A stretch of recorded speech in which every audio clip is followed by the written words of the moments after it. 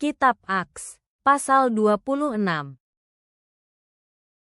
Lalu Agripa berkata kepada Paulus, "Kamu boleh berbicara untuk membela diri."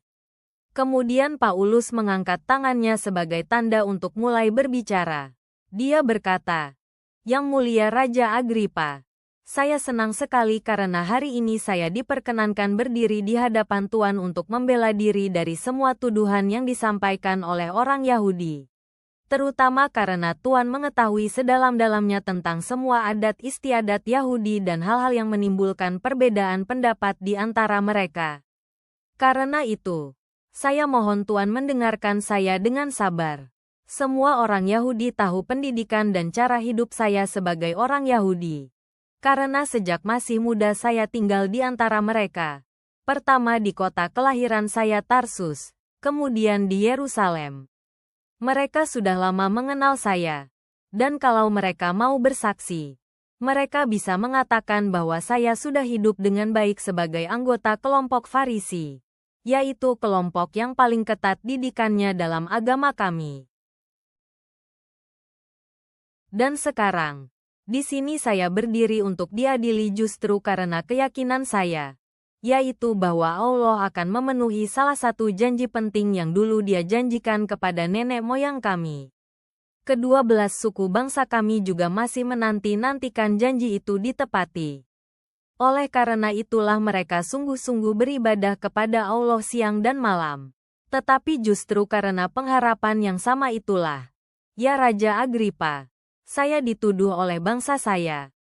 Jadi saya bertanya kepada kalian semua, kenapa kalian susah sekali percaya bahwa Allah berkuasa menghidupkan kembali orang-orang mati? Sebenarnya dulu saya juga berpikir bahwa semua orang Yahudi wajib bertindak keras melawan segala sesuatu yang dilakukan atas nama Yesus, orang Nazaret itu. Hal itu jugalah yang pernah saya lakukan di Yerusalem.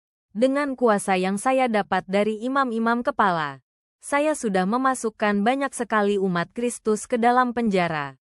Dan saat mereka diadili oleh Mahkamah Agama, saya juga ikut memberikan suara agar mereka dihukum mati.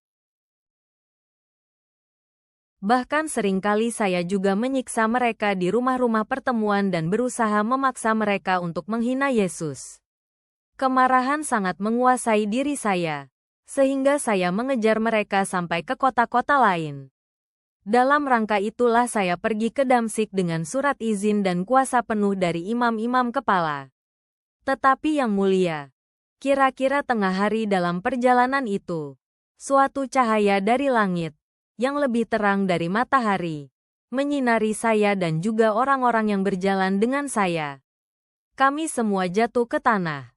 Lalu saya mendengar suara yang berkata kepada saya dalam bahasa Ibrani, "Saulus, Saulus, mengapa kamu menganiaya aku? Kamu seperti sapi yang terus menendang tongkat tajam gembalanya. Sebab dengan melawan kehendakku, kamu menyusahkan dirimu sendiri." Lalu saya bertanya, "Siapakah engkau, Tuhan?" Dan Dia menjawab, "Akulah Yesus, yang kamu aniaya itu. Tetapi sekarang, berdirilah, aku memperlihatkan diri kepadamu karena aku sudah memilih kamu untuk melayaniku. Dan kamu akan memberitakan kesaksianmu tentang apa yang sudah kamu lihat dan apa yang akan aku tunjukkan kepadamu nanti. Aku akan menyelamatkan kamu dari orang-orang yang memusuhimu, baik orang Yahudi maupun yang bukan Yahudi. Dan sekarang aku mengutusmu kepada orang yang bukan Yahudi, supaya kamu membuat mereka sadar sehingga tidak lagi hidup dalam kegelapan, tetapi hidup dalam terang. Juga supaya mereka tidak lagi dikuasai Satanas, tetapi dikuasai oleh Allah. Dengan begitu, dosa mereka akan diampuni, dan mereka akan ikut mendapat bagian bersama orang-orang yang disucikan karena percaya penuh kepadaku. Karena itu, ya Raja Agripa, saya berusaha untuk tetap taat kepada penglihatan dari surga itu. Lalu saya mulai mengajarkan berita keselamatan. Pertama-tama kepada orang-orang di Damsyik, kemudian di Yerusalem, lalu di seluruh provinsi Yudea, juga di daerah-daerah orang yang bukan Yahudi. Saya memberitakan bahwa mereka harus bertobat dari dosa-dosa mereka dan berbalik kepada Tuhan, serta melakukan hal-hal yang menunjukkan bahwa mereka memang sudah bertobat. Karena alasan itulah orang Yahudi menangkap saya di rumah Allah dan berusaha membunuh saya.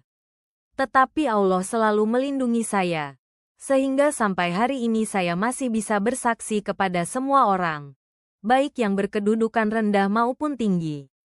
Dan saya hanya memberitakan apa yang sudah dinubuatkan oleh para nabi dan Musa, yaitu bahwa Kristus harus menderita dan mati sesuai dengan ketetapan Allah, lalu dihidupkan kembali sehingga dia menjadi orang pertama yang bangkit dari kematian. Dan berita kebangkitannya itu akan menjadi seperti cahaya penunjuk jalan keselamatan yang menerangi semua bangsa, baik Yahudi maupun bukan Yahudi. Sementara Paulus sedang mengucapkan pembelaannya itu, Festus berbicara keras-keras, "Paulus, kamu sudah gila. Kamu terlalu banyak belajar tentang agama sampai menjadi gila." Tetapi Paulus menjawab, "Saya tidak gila, Festus yang mulia. Apa yang saya katakan itu benar dan masuk akal." Yang mulia Raja Agripa juga sudah tahu tentang hal-hal itu, maka saya bisa berbicara dengan terus terang kepadanya. Dan saya yakin bahwa beliau bukan orang yang baru saja mendengar tentang hal-hal ini, karena semua ini sudah sangat diketahui oleh umum. Nah, Raja Agripa, apakah engkau percaya apa yang sudah dinubuatkan oleh nabi-nabi? Saya yakin bahwa engkau percaya, jawab Agripa kepada Paulus. Wah, kamu pikir kamu bisa semudah itu membujuk saya menjadi Kristen?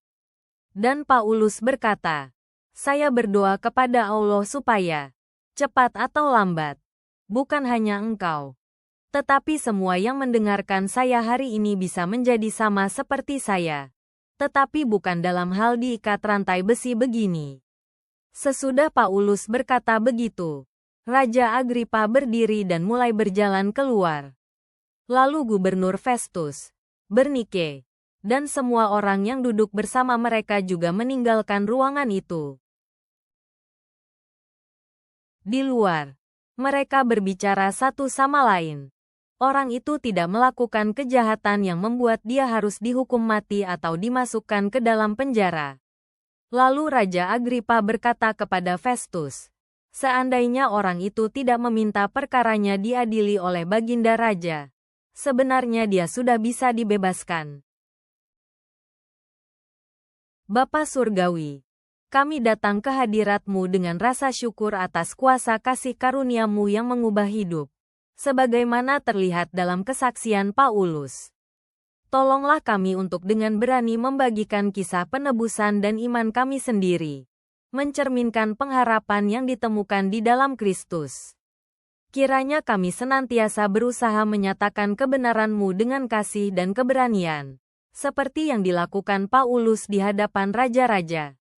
Kuatkanlah kami untuk teguh dalam panggilan kami dan untuk percaya pada tujuan ilahi-Mu bagi hidup kami. Jagalah pikiran kami dengan damai sejahtera-Mu yang sempurna. Amin.